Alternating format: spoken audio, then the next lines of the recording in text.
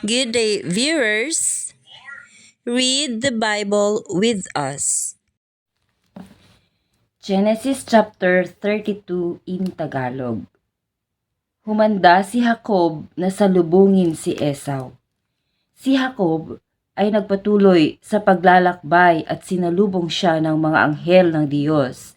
Sinabi niya, ito ang hukbo ng Diyos, kaya tinawag niyang Mahanaim ang lugar na iyon.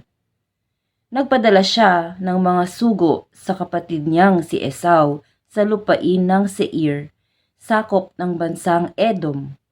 Ganito ang kanyang sinabi, ako ang abang kapatid mong si Jacob.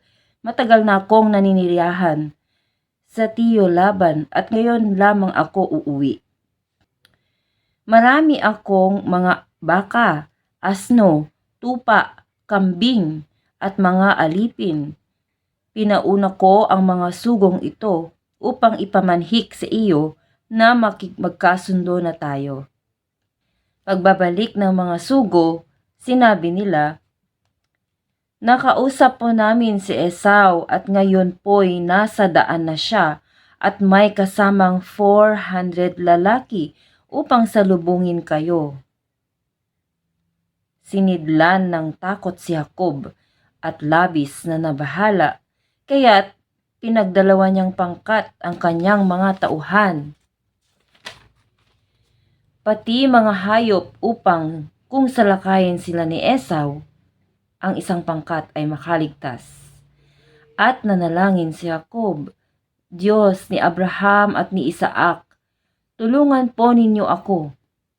Sinabi po ninyong ako'y bumalik sa aming lupain at mga kamag-anak at hindi ninyo ako pababayaan. Hindi po ako karapat-dapat sa lahat ng kagandahang loob ninyo sa akin. Nang tumawid po ako sa Jordan, wala akong dala kundi tungkod.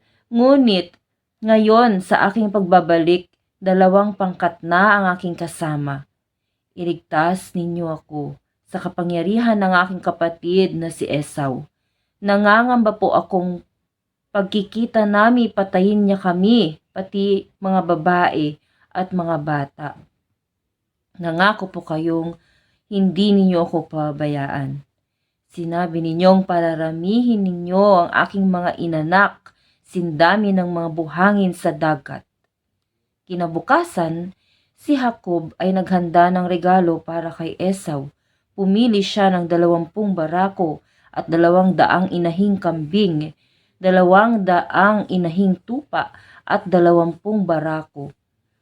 30 gatasang kamelyo at na may mga bisiro, 40 inahing baka at 10 toro at 20 inahing asno at 10 lalaki. Bawat kawan ay pinabahala niya sa isang alipin. Sinabi niya sa kanila, mauna kayo sa akin, ngunit huwag kayong magsasabay-sabay. Magkakaroon ng pagitan ang bawat pangkat.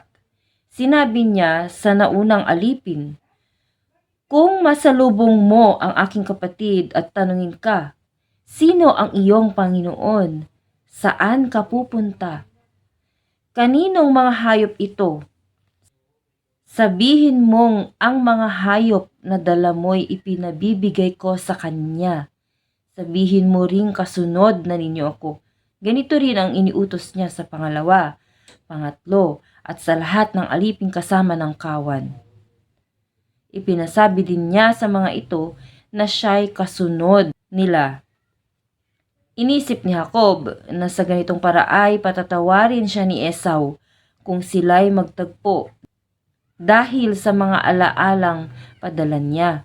Ang mga alaalang ito'y nauna sa kanya na mahinga muna siya sa kanyang kampo ng gabing iyon. Nakipagbuno si Jacob doon sa Peniel.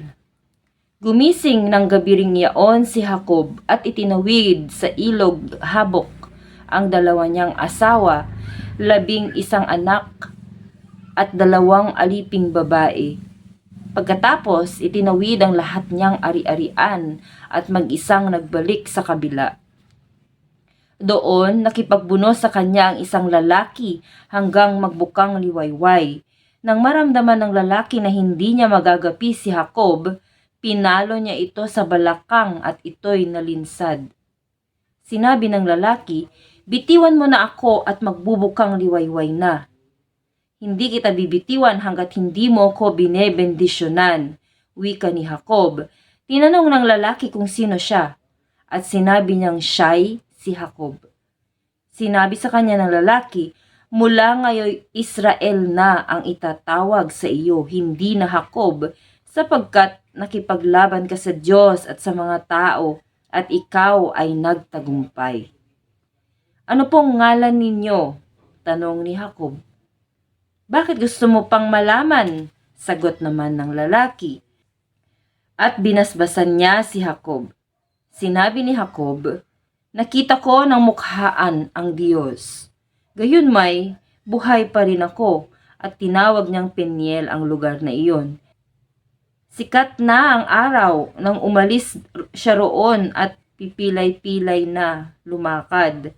Iyon ang dahilan kung bakit hanggang ngayon hindi kinakain ng mga Israelita ang litid ng pigi ng hayop, sapagkat iyon ang bahaging napilay kay Jacob.